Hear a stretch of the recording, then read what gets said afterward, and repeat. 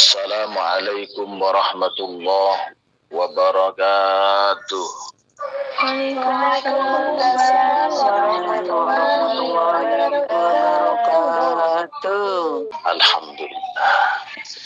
A'udzu billahi minasyaitonir rajim. Bismillahirrahmanirrahim. Alhamdulillah walhamdulillah summa alhamdulillah. Asyhadu an la ilaha illallah wahdahu la syarikalah wa asyhadu anna Muhammadan abduhu wa rasuluhu la nabiyya ba'dah. Raditu billahi rabba wa bil islami dina wa bi sayyidina Muhammadin nabiyya wa rasula wa bil qur'ani imama wa bil muslimina wal muslimati ikhwana, amma ba'd. Bersyukur kita kepada Allah, pagi yang penuh berkah ini kita bisa berjumpa kembali dalam kajian kitab Al-Adhkar An-Nawawi. Nah, tanpa memperpanjang pembukaan, langsung saja kita kaji kitabnya. Yang punya silahkan dibuka halaman 90. Kita akan bahas tentang pasal-pasal berikutnya. Bismillahirrahmanirrahim. Allahumma salli ala Sayyidina Muhammad wa ala ali Sayyidina Muhammad. Subhanaka la ilma lana illa ma'alamtana innaka antal alimul hakim. Faslun yambagi prayoga lil qari maring wong kang maca Al-Qur'an apa ayakuna yento ana apa saknu kelakuane qari iku al-khusyu'a. Khusyuk iku tenang secara zahir. Wa tadabbura lan ngangen-ngangen maknane. Wa tadabbura lan ngangen-ngangen maknane wal khudu'a lan khusyuke ati. Wal khudu'a lan khusyuke ati. Sebaiknya orang yang membaca Al-Quran itu harus menjalankan 3 metode ini. Metode yang pertama khusyuk secara zahir. Khusyuk ini adalah meliputi cara duduk, cara baca. Jadi khusyuk ini bisa memuat 2 perkara, yaitu cara bertingkahnya badan. Yang kedua, cara baca. Setelah kita berhasil dalam khusyuk, maka yang kedua harus tadabbur. Tadabbur ini adalah membaca dengan mengangan-angan makna dari yang dibaca itu sendiri. Jadi tidak cukup hanya sekedar Tabarakalladzi biyadihil mulku wa huwa ala kulli syai'in qadir. Alladzi khalaqal mauta wal hayata liyabluwakum ayyukum ahsanu amala wa huwal azizul ghafur. Nah, secara khusyuk sudah dapat. Tapi yang kedua, membaca Quran sebaiknya harus tadabbur. Tadabbur itu mengangan-angan bagaimana apa dan apa saja yang terkandung dalam Al-Quran yang dibaca itu. Jarine wong Jawa maca Quran angen-angen sak maknane, itu namanya tadabbur. Yang ketiga, wal khudu. Kalau yang pertama tadi khusyuk pakai shin, yang kedua pakai dad, khudu. Khudu itu adalah tenangnya batin, tenangnya hati. Jadi membaca Al-Quran itu butuh tiga aspek dalam diri kita itu harus menyatu. Zahir, lisan, membaca secara khusyuk, pikiran harus mengangan-angan makna, hati harus tersambung dari apa yang dilakukan zahir dan pikiran itu tadi. Jamaah wamit, enten lho Bu, yang niku khusyuk tapi atine teko ngendi-ngendi ngono enten.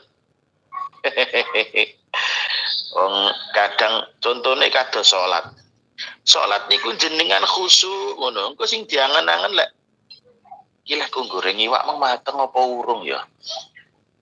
Sandalku diingi ketoke kaya ilang, diingi wis cethuk apa urung ya. Wonge khusyuk tapi atine gak iso khudu. Nah, kebalikannya ada juga. Ada orang itu yang hatinya khudu, hatinya konsentrasi, tapi sambil goreng-goreng, sambil zahirnya tidak khusyuk, tapi batinnya khudu. Dalek jenengan tipe yang mana, Bu?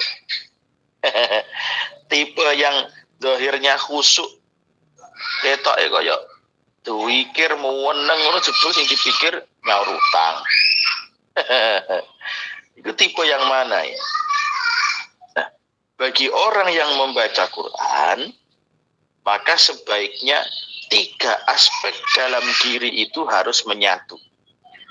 Lisan, tubuh harus khusyuk, pikiran harus mentadabur apa yang kita baca, sedangkan hati harus mencerna, mendalami apa yang difikirkan. Fahada mongko utawi iki khusyuk, tadabur lan khudu, wa yuhada iku al maksud, al madlub, maksud yang dimaksud membaca Al-Quran itu ya seperti ini. Yang dimaksud membaca Al-Quran itu ya seperti ini. Wa bihilan kelawan hada tansyarihu bisa jembar opo asuduru piro-piro ati wa tastaniru lan bisa padang opo al-qulubu piro-piro apo asuduru piro-piro dodo wa tastaniru lan bisa padang opo al-qulubu piro-piro ati. Membaca Al-Quran dengan khusyuk, terus mentadaburi makna, hati menyatu khudu, maka dada bisa terasa lega, hati pun bisa terasa terang. Akhirnya bermaca Quran niku iso damai, hati sok jembar, padang, lega, ngono dadane. Ini bukan masalah one day one juz. Ini bukan masalah simaan yang sehari 1 khataman, bukan masalah itu. Yang membuat dada bisa jembar, terus yang membuat hati bisa terang, ini bukan masalah banyaknya membaca, tapi kualitas khusyuk, kualitas mengangan-angan makna, dan kualitas konsentrasi, kualitas hadirnya hati dalam membaca itu. Wa dalailuhu utawi dalile piro-piro khusyuk tadabbur lan khudu iku aksaru luwih akeh min antuh soro katimbang yang to den ringkes apa dalil. Wa asharu lan luwih masyhur min ayut karo saking den tutur apa dalil. Wakot batalan semen-temen sewengi-wengi sapa jamaatun ulama. Golongane ulama minas salafi saking ulama kuno. Iku ya telu maca sapa al-wahidu wong suwiji minhum saking jamaah al ayata ing ayat al-wahidata kang siji lailatan ing dalem wengi kamilatan kang sempurna. Gara-gara membaca Quran itu khusyuk, mentadaburi, hatinya juga fokus. Dulu para ulama itu biasa. Semalam itu cuma bisa membaca 1 ayat. Lihat beneran Bu. Semalam itu cuma bisa membaca satu ayat. Para ulama itu kalau membaca Al-Quran seperti itu, ake-akean moco. Tapi bagaimana makna yang didalami dari bacaan Quran itu sendiri. Beda dengan anak sekarang. Kalau anak sekarang kan ake-akean le moco, ora ake-akean le mahami. Soyo akeh le moco, soyo gaya. Tapi gak ngerti maksudnya, ngono. Wis ngoten niku jamane mulah malih kok. Au mu'adoma lailatin utawa luwih gedene wengi. Ya tadabbaruha kalih ngangen-ngangen sapa wahid ing ayatul wahidah indal qiraati narikalane maca. Ulama-ulama dulu itu kalau baca Quran semalam itu cuma bisa baca satu ayat, kadang 2 ayat, kadang 3 ayat itu bisa semalam. Tapi ya soalnya dingen-ngen. Contoh umpamanya ya. Qul huwallahu ahad. Nanti jangan-angan ucapkanlah Muhammad. Huwa utawi pangeran kang wajib dan sembah iku Allah. Al-ahadu kang ijen. Nah, membaca seperti itu angan-angan itu sampai kemana-mana. Berarti pangeran kuwi Allah. Allah sing tunggal. Berarti lek enek pangeran kok luwih siji berarti duduk pangeran. Kok enek pangeran kok kabeh telu, oh berarti duduk pangeran. Kok enek pangeran baru diangan-angan meneh. Qul huwallahu ahad. Allahus samad. Allah kuwi pangeran kang den butuhi sekabehane makhluk. Berarti seluruh makhluk itu butuh yang namanya zat, yaitu Allah. Butuh ngene sambatene Allah, butuh ngoten sambatene Allah. Untuk angen-angen. Sambatene Allah, sambatene Allah, sambatene Allah. Lam yalid wa lam yulad. Nah, tidak melahirkan dan juga tidak dilahirkan. Lek melahirkan berarti Allah kuwi jadi ibu. Kalau dilahirkan berarti Allah itu anak. Lah Allah ini berarti kalau Allah itu melahirkan berarti Allah itu ibu. Kalau ibu, seorang ibu berarti dia istri. Kalau istri berarti dia punya suami. Berarti kalau gitu Allah ini jenis kelaminnya perempuan ini kalau kalau berarti kalau gitu. Wah, berarti kalau ada Tuhan yang jenis kelaminnya perempuan berarti bukan Tuhan karena Allah tidak melahirkan. Dan kok ada Tuhan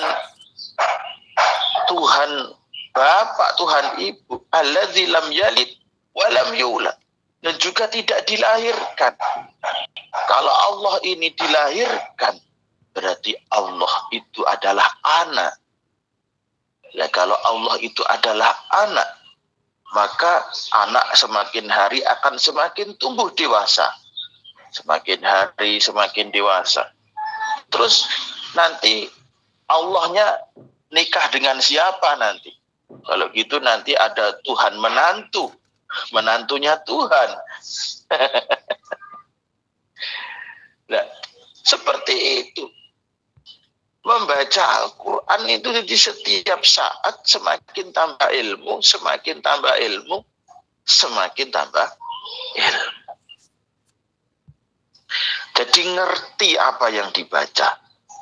Membaca Al-Quran yang dengan mengangan-angan makna, mentadaburi makna, khudu dalam hati yang hanya satu ayat sekalipun, itu lebih baik daripada hanya membaca Al-Quran yang banyak tapi tidak mengerti maksudnya apa-apa. apa. Wasyaikolan bisa kesambet kelenger sopo jamaatun golongane ulama minhum saking jamaah. Wa matalan terkadang bisa mati sopo jamaatun minhum saking jamaah. Ulama-ulama dulu itu kalau baca Quran kok sampai ayat yang menjelaskan tentang neraka itu mereka bisa sampai pingsan saking takutnya. Kadang-kadang membahas tentang neraka, membahas tentang anfusakum wa ahlikum naro, jagalah dirimu dan keluargamu dari api neraka. Maksudnya gimana? Jagalah dirimu, jagalah keluargamu, jangan sampai terjerumus dalam perbuatan maksiat yang ujung-ujungnya nanti masuk neraka. Akhirnya kelingan, wah yo, iki piye, aku kok ngene, iki piye anakku, iki piye bojoku, iki piye iki tanggung jawab iki aja sampai ndadekne mlebu neraka. Hanya membaca satu ayat saja, belum satu ayat itu masih awalannya saja. Anfusakum wa ahlikum naro wa quduhan nas wal hijarah. Urup-urupe neraka iku menungso ambek watu. Neraka itu bahan bakarnya. Bahan bakarnya itu manusia dan batu. Lu temenan boleh jenengan gawe parungan nek oma, jenengan masak itu bahan bakarnya itu bisa gas, bisa minyak, bisa pakai kayu. Neraka itu bahan bakarnya manusia dan batu. Batu-batu yang disembah, batu-batu yang dibuat patung, itu dibuat bahan bakarnya api neraka. Manusia-manusia yang kafir, yang ahli maksiat, yang tidak mendapatkan syafaatnya Rasul, itu menjadi bahan bakarnya neraka. Yang ngoten niku dipikir, terus awake dhewe iki dadi bahan bakar apa ndak kira-kira. Para ulama membaca seperti itu sampai kita bisa pingsan loh memikir seperti itu. Ya Allah, selamat ora ya gitu. Allah subhanahu wa ta'ala. Semoga-moga diparingi selamat. Wa yustahabu lan den sunahake apa albuka nangis wa tabakilan berusaha nangis liman maring wong layak diru kang ora kuwasa sapa man alal bukai ing atase nangis. Maca Quran itu kalau sampai ayat yang di situ menjelaskan tentang hukuman, tentang neraka, maka disunahkan kita menangis. Disunahkan menangis. Fa innal bukaa mongko temen setuhune nangis. Indal qiraati narikalane maca Quran iku sifatul arifina, sipate wong kang ngerti kabeh. Tandane ya ta, wong maca Quran niku ngerti isine, iku lek maca teko ayat sing yang menjelaskan tentang ancaman, dia menangis. Dia paham soalnya. Lah kalau ada orang baca Quran ndak paham terus nangis, sing ditangisi opo? Kok dikira kok dicokot pula. Pas maca Quran kok dintup kalau jengking akhirnya nangis. Bukan itu. Menangis itu sebagai tanda orang yang mengerti, berarti orang yang mengerti. Kalau dia mengerti itu salah satu tandanya ketika membaca sampai ayat yang di situ menjelaskan tentang ancaman, dia sampai menangis karena teringat ibadahnya yang hanya sedikit, teringat yang sedekahnya hanya ingin untuk disanjung-sanjung, teringat akan usaha ibadahnya yang masih minim, teringat akan dosa-dosa yang hari-hari terus dilakukan, maka dia menangis. Menangis itu menjadi syiaru ibadillahi sholihin, menjadi tanda hambanya Allah yang soleh. Wong iku tandane kok soleh iku moto iku gampang nangis, Bu. Jenengan niku tandane kok kawulane Allah sing apik niku mripat niku sering nangis, Bu. Apa-apa niku ati niku lemes, gampang nangis. Mendengar cerita pengorbanan Rasulullah menangis. Teringat dengan dosa-dosa yang dilakukan menangis. Teringat akan tanggung jawab anak, tanggung jawabnya keluarga, belum bisa ini, belum bisa itu, menangis. Melihat saudara yang fakir, yang miskin, tapi masih kuat menjalankan ibadah dibanding dengan diri kita yang diberikan kekuatan baik zahir maupun batin maupun harta, menangis.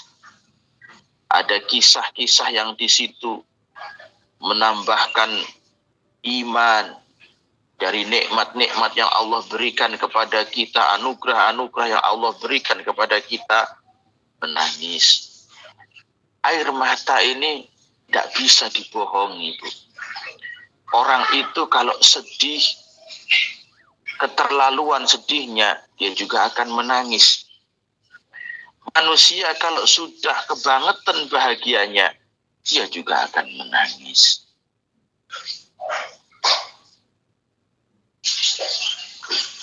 Wa qad dzakartu lan teman-teman nutur sapa ingsun asaron ing pira-pira hadis sahabat kasiratan kang akeh wa waradat lan tumeka apa asar fizalika ing dalem mengkono-mengkono nangis. Tibyan fi adabi hamalatil Quran, di dalam kitab At-Tibyan fi adabi hamalatil Quran. Jadi kalau ingin melihat dalil-dalilnya kalau baca Quran itu baiknya kalau sampai ayat yang menjelaskan tentang hal-hal yang menakutkan menangis itu bisa dipelajari dalam kitab At-Tibyan fi adabi hamalatil Quran. Kapan-kapan nanti kita akan mengaji kitab At-Tibyan fi adabi hamalatil Quran.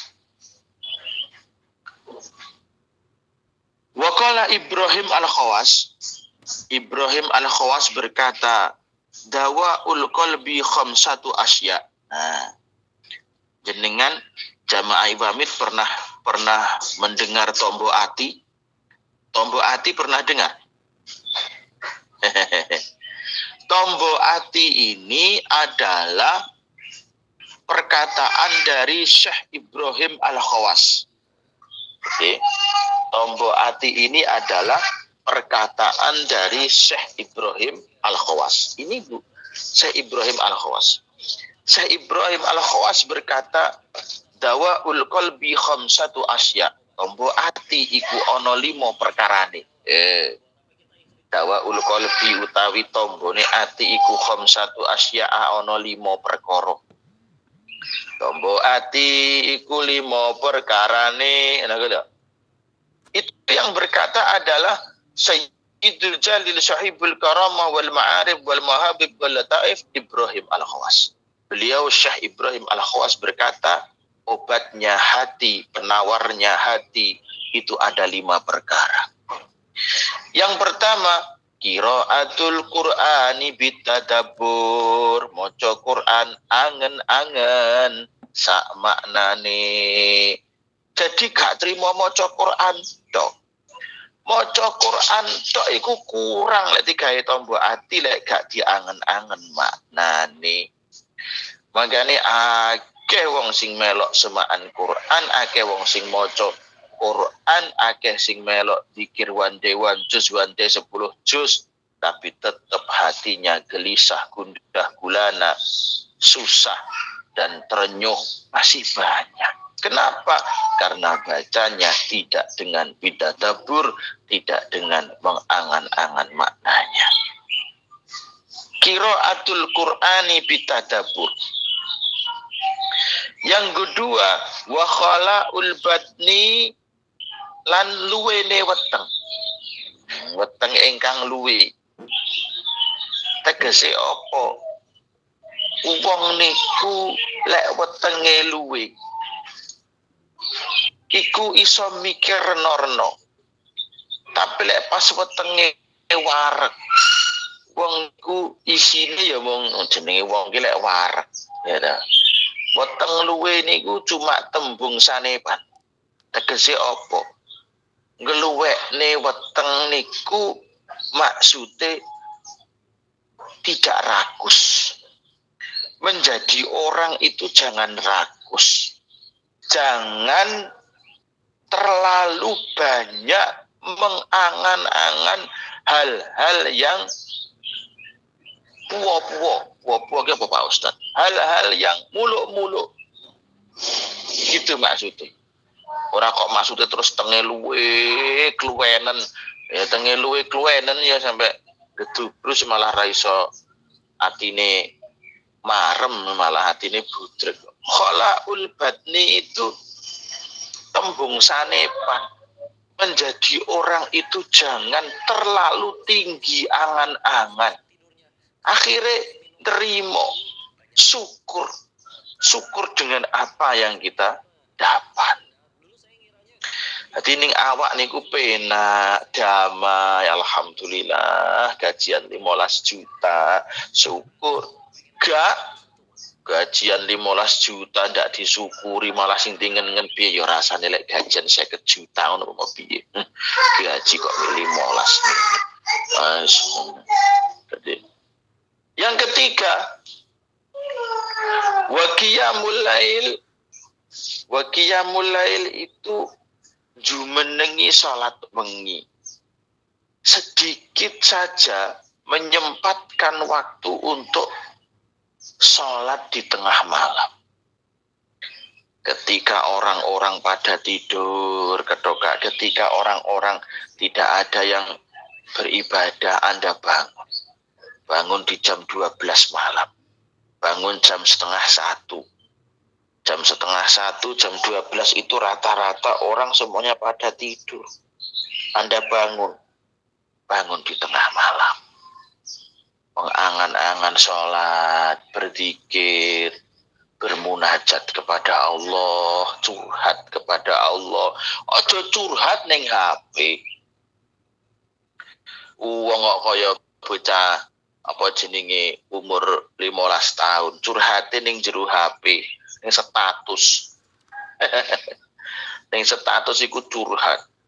Hari ini saya mangkel, ora wayahe gajian urung gajian. Dasar majikan jaluk di iki apa to nem. Ala wong curhat kok karo HP, emang HP iso ngeyopo. Akhirnya sing maca wong akeh nyawake disyukur nih, rasakan lo. Curhat itu kepada Allah. Lah wong niku lek ngerti surat Qulhu, curhate mesti karo Allah. Wong Allah duwe sifat alladzi lam yalid apa Allahus Samad. Allah itu yang dibutuhkan seluruh makhluk. Sing dibutuhne iki Allah. Makanya kalau ada apa-apa, curhatnya itu kepada Allah. Curhat kepada Allah namanya munajat. Munajat itu curhat bisik-bisik.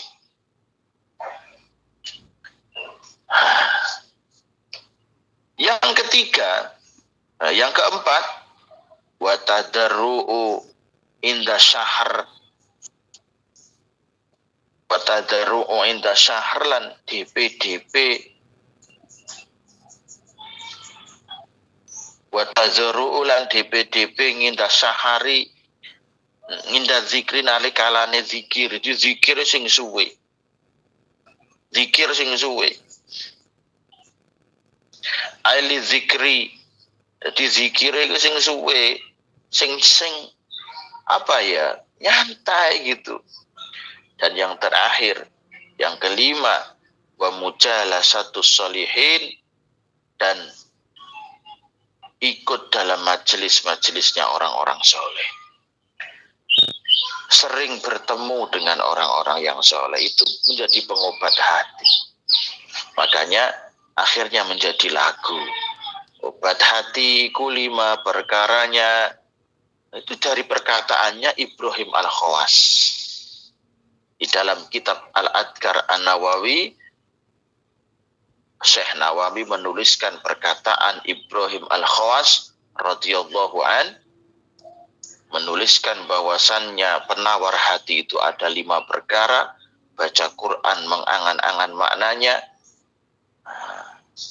perut yang lapar itu maksudnya dadi wong iku gampang syukur, ojo kakean angen-angen, terus sholat malam, terus zikir yang lama, yang santai, yang enak, terus terakhir sering bertemu atau hadir dengan orang-orang soleh. Jemaah Ibamid on Air yang selalu mendapatkan hidayah dan berkah dari Allah Subhanahu wa Ta'ala. 5 perkara ini sudah diuji coba oleh para ulama. Ternyata memang benar. Wong niku lek maca Quran terus titik-titik gelem-gelem ngenangan artine. Terus cita-cita itu juga keduren. Wis pokoke apa yang di depan boleh bercita-cita tinggi itu boleh, tapi ojo keduren. Dhuwur karo keduren niku enggak padha lho, Bu. Contoh iki lho ya contoh. Enek wong kerja nek Taiwan. Cita-citane 3, 1 pengen gawe omah, 2 pengen duwe mobil, 3 budal nek Mekah Madinah. Oleh poka? Oleh. Berarti bercita-cita tinggi. Nomor 4 pengen duwe sawah. Oke. Berarti lek tujuane 4, bayarane dibagi 4. Neng Mekah enteke sak sangune katakanlah 40. Oke. Berarti lek cita-citane tinggi pengen duwe omah, ya gawe omah sing kira-kira sing kenek dijangkau. Ya wis rega-rega omahe gak seapik-apik lah, tipe sederhana, entek 150 juta atau 100 juta ya cukup lah, sederhana kok. Terus mobilnya kena nyambut gawe, odong-odongnya tuku kijang super iku regane wis 35 ya wis apik. Berarti omah yang Mekah sak mobile entek 200. Lah mbok menawa oleh rezeki ya ta, engko kena tinggi tuku sawah, ya ora usah ombo. Lah ngono jenenge cita-cita tinggi. Bercita-cita tinggi, angen-angene dhuwur. Ning lek keduwuren iki lho sing gak oleh Sri Japon. Sing gak oleh iki lek keduwuren. Keduwuren iku ngene. Wong iku duwe angen-angen keduwuren tidak menyesuaikan dengan apa yang ada pada dirinya. Contoh, kerjane nek Taiwan. Yo ngerti lek kerja nek Taiwan iku gajine 10 sampai 15. Kan yo kena diukur. Setahun oleh duit piro, urung dipotong nggih ngene, urung dipotong skincare, urung dipotong sabune, urung dipotong ngene ngono dan sebagainya. Ya toh. Lah cita-citane kok pokoknya aku mulih ke Taiwan kudu tuku Lamborghini. Engko omahku kaya omahe Rapi Ahmad, pokoknya kudu entek 11 miliar. Kok aku mulih ape ngumrohne wong sak keluarga, wong 10 budal kabeh. Engko cukup mulih umroh sawah sak desa, pokoknya tak borong kabeh. Lah iki jenenge wong iki wong keduren angen-angen. Keduren angen. Lah sing marane ndas mumet, pikiran sumpek, atine peteng dedet iki gara-gara keduren angen ngene iki. Tidak menyesuaikan dengan apa yang ada, yang diberikan, yang dianugerahkan Allah kepada kita. Lah lek wong ndak keduren angen-angen sawat. Ngoten lho. Lah nyatu bayarane sebulan 10 juta. Lah kok pengen mobil Pajero anyar. Lah yang ngipi apa piye to? Pajero anyar iku regane 600 juta. Second rego setengah M. Lah wong kerjane sesasi bayarane 10. Nah kok pengen duwe Pajero anyar, akhirnya pikirane truk atine sumpek. Mbuh sembarang barang akhirnya dilakoni, opo halal opo haram ora peduli, akhirnya uripe ngibadahi lali, maksiat dilakoni, kebablasan atine akhirnya ora ayem, ora adem, udah sembarangan. Gara-gara keduren angen keduren cita oleh cita-cita dur. Tapi ojo sampai keduren.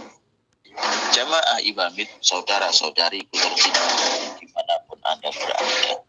Nah, dari kajian kitab Al-Adhkar An-Nawawiyah ini kita bisa belajar betapa pentingnya membaca Al-Quran dengan adab, betapa pentingnya membaca Al-Quran dengan khusyuk, tadabbur dan khudu, dan juga dengan adab. Nah, itu saja yang bisa saya sampaikan pagi hari ini. Mohon maaf atas segala kekurangan dan sampai jumpa di lain waktu. Semoga semuanya selalu diberkahi oleh Allah Azza wa Jalla. Usikum wa nafsi bitaqwallah. Subhanakallahumma bihamdika asyhadu an la ilaha illa anta astaghfiruka wa atubu ilaik. Wassalamualaikum warahmatullahi wabarakatuh. Waalaikumsalam. Waalaikumsalam warahmatullahi wabarakatuh.